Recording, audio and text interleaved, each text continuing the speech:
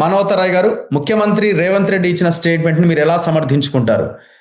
మనం వీడియోలు చూస్తున్నాం, మొత్తం 10కి 10 మందికి కండువాలు కప్పింది ఇప్పుడు ముఖ్యమంత్రిగా ఉన్న రేవంత్ రెడ్డి గారే. ఆయన ఆ ముఖ్యమంత్రి హోదాలో ఉండి ఆయన కండువాలు కప్పారు. ఏ రకంగా మీరు పార్టీ ఫిరాయించలేదు అని సమర్థించుకుంటున్నారు? ఇప్పుడు కండవాలు కప్పిన వాళ్ళంతా కాంగ్రెస్ నాయకులు ఎట్లయితారు? ఈ కండవా ఏమైనా హస్తం గుర్తుందా? 3 రంగులు ఎవరైనా వేసుకోవచ్చు. మీరు వేసుకోవచ్చు, పావని గౌడ్ గారు వేసుకోవచ్చు. తెలుగు సాంప్రదాయాలు, తెలంగాణ సాంప్రదాయాలు, దేవాలయాల్లో కూడా ఇట్లాంటి వస్త్రాలు కప్పుతుంటారు. మర్యాద పూర్వకంగా పెద్దలు వస్తే మన ఇళ్లలో కూడా ఉంటాయి. నా ఇంట్లో 10 కండవాలు ఉంటాయి. ఎవరైనా వస్తే పోయేటప్పుడు పెద్ద మనుషులకు కండవాలు, తువ్వాలు కప్పు, అదొక సాంప్రదాయం. అయితే ఇక్కడ విషయం ఏంటంటే, వీళ్ళు ఎమ్మెల్యేలు అర్హులా, వీళ్ళు బీఆర్ఎస్ పార్టీనా కాంగ్రెస్ పార్టీనా చెప్పాల్సింది ఎవరు? ఆ విచక్షణ అధికారం స్పీకర్ కే ఉంది.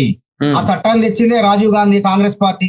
1985 పార్టీ ఫిరాయింపుల చట్టం 52వ రాజ్యాంగ సవరణగా తీసుకొచ్చినాం. ఎందుకు ఆయారాం గయారాం సంస్కృతి పోవాలి అని చెప్పి ఒక మంచి కోసం తీసుకొచ్చినాం. ఆ తర్వాత వాజ్పేయి గారు 2023లో 91వ రాజ్యాంగ సవరణ ద్వారా మరింత పటిష్టంగా దీన్ని అమలు చేసే విధంగా చట్టాన్ని సవరించారు. సవరించిన తర్వాత ఇవాళ కేసీఆర్ గారు వాళ్ళ పార్టీ మాట్లాడుతుంటే చాలా విచిత్రంగా ఉంటది. అంటే ఏదైనా తన దాకా వస్తే గాని తెలియదు. అంటే ఆ రోజు ఉమ్మడి రాష్ట్రంలో 2014 ముందు రాజశేఖర రెడ్డి గారితో కలిసి పనిచేసిన జగ్గారెడ్డి గాని ఇతరులు గాని పనిచేస్తే పార్టీ మారిన వాళ్ళ చీరి చింతగట్టాలన్న తర్వాత అవసరం లేకపోయిన 63 మంది ఎమ్మెల్యేలు ఉన్న వైఎస్ఆర్సీపీ, అదేవిధంగా తెలుగుదేశంకి వెళ్ళి తీసుకొని మంత్రినే చేశారు ఏకంగా. మరి అప్పుడు పార్టీ ఫిరాయింపుల చట్టం కనపడలేదా వాళ్ళకి? అదే విధంగా అసలు విచిత్రమైన అంశం ఏంటంటే, సరే వైఎస్ఆర్సీపీని తెలుగుదేశాన్ని ఆంధ్రాలో మూలాలు ఉన్నాయి కాబట్టి వాళ్ళని తీసుకుంటారు, అర్థం ఉంది. అసలు కమ్యూనిస్టు పార్టీ సిపిఐ పార్టీనే అసలు లేకుండా చేయాలని కుట్రలు పన్నారు. ఇంతకన్నా దారుణం ఉందా?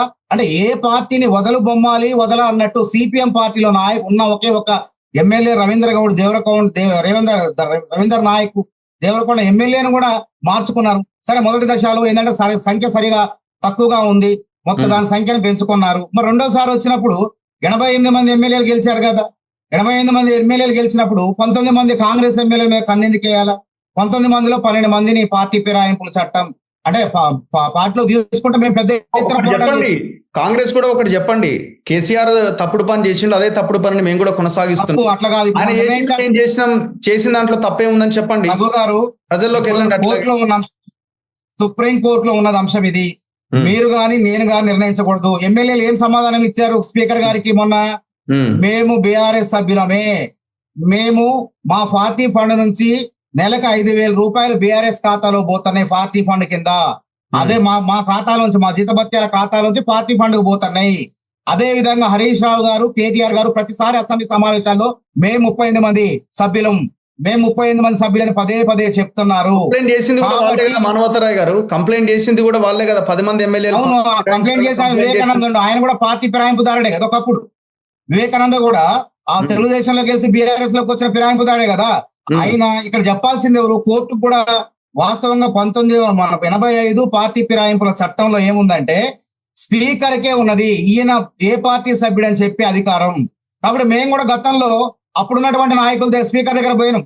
ఎవరు మన ఆయన మసూదరాచార్య దగ్గర పోతే అసలు అపాయింట్మెంటే లేదు, పట్టించుకోలేదు. ఆ రోజు కోర్టులో కూడా వెళ్ళినాం. కానీ ఈ రోజు వేగవంతంగా కోర్టులు స్పందించినట్లు మా ఫైల్స్ అసలు బెంచ్ మీదకే రాలేదు, జడ్జిమెంట్ దగ్గర కూడా రాలేదు, సుప్రీంకోర్టుకు వెళ్ళిన న్యాయం జరగలేదు. మీరు చెప్పిన దాంట్లో 1% కూడా వాస్తవం లేదు. నైస్, ఆ రోజున కోర్టులు ఈ రకంగా రెస్పాండ్ కాలే, ఆనాడు పార్టీ ఫిరాయించారు, అంత వాస్తవాలే. నేను అదే అంటున్నాను, మళ్ళీ వాళ్ళు చేశారు తప్పు, ఆ తప్పుని మీరు ప్రజలు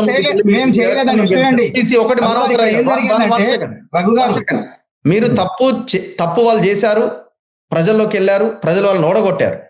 ఇది మీకు ఎలక్షన్ ఎజెండా అయింది. మీరు చూడండి, 12 మంది కాంగ్రెస్ ఎమ్మెల్యేలని ఎట్లా కొంటారు అన్నది ఎలక్షన్ ఎజెండా కింద మారి మిమ్మల్ని గెలిపించింది ఆ వాదన, ఆ నినాదం.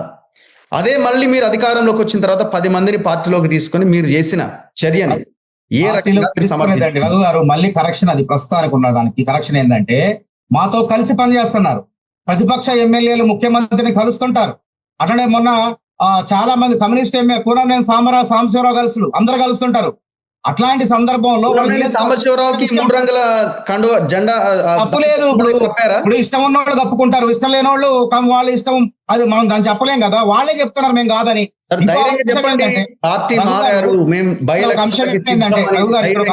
చెప్పలేకపోతున్నారు. రఘు గారు అట్లా కాదండి, మేము చట్టాలని స్పీకర్ నిర్ణయాన్ని గౌరవిస్తాం. ఇప్పటికి కూడా స్పీకర్ ఏది చెప్తే అదే సుప్రీంకోర్టు చెప్పింది. స్పీకర్ గారు పలానా సభ్యులు 10 మంది ఎమ్మెల్యేలు 8 మంది సమాధానం ఇచ్చానికి 2 ఇవ్వలేదు, కడియం శ్రీహరి, దానం నాగేందర్. స్పీకర్ గారు ఏ నిర్ణయం తీసుకుంటే ఆ నిర్ణయానికి మేము కట్టుబడి ఉంటాం. ఉప ఎన్నిక వస్తే మాకు భయం లేదు, కంటోన్మెంట్ లో గెలిచినట్టే మేము గెలుస్తాం. అయినా వాళ్ళు ఎందుకు మాతో కలుసుకో.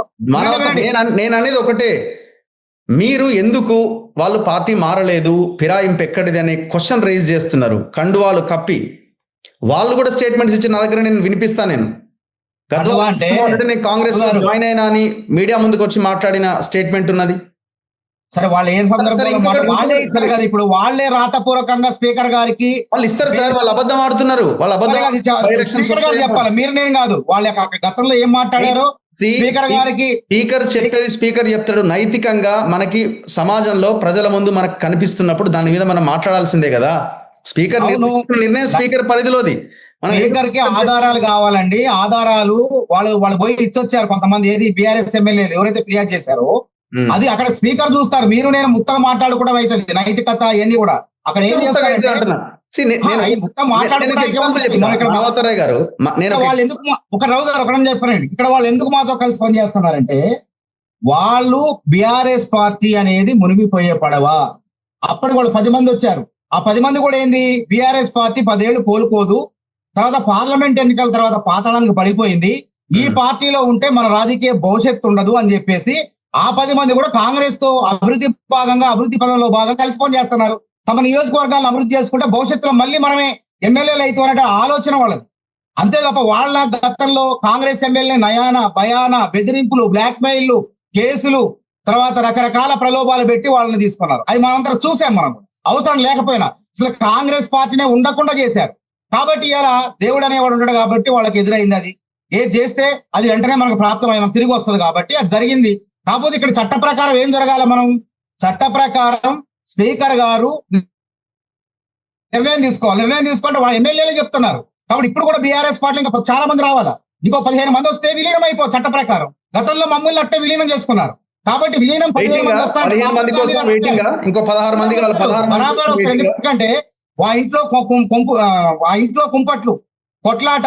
ఓకే, మాట్లాడదాం, మళ్ళీ మీ దగ్గరికి వస్తాను. కేటీఆర్ గారు కొట్లాట, కవిత గారు అంగీకరించారు. ఈ నేపథ్యంలో మిగతా 15 మంది కూడా వస్తారని మేమే ఆపినాం. రాహుల్ గాంధీ గారు, రేవంత్ రెడ్డి గారు ఆపిలు. ఇక్కడ వాళ్ళు చేసినట్టు మేము చేస్తే ఈ పార్టీ అది కూడా డిస్కస్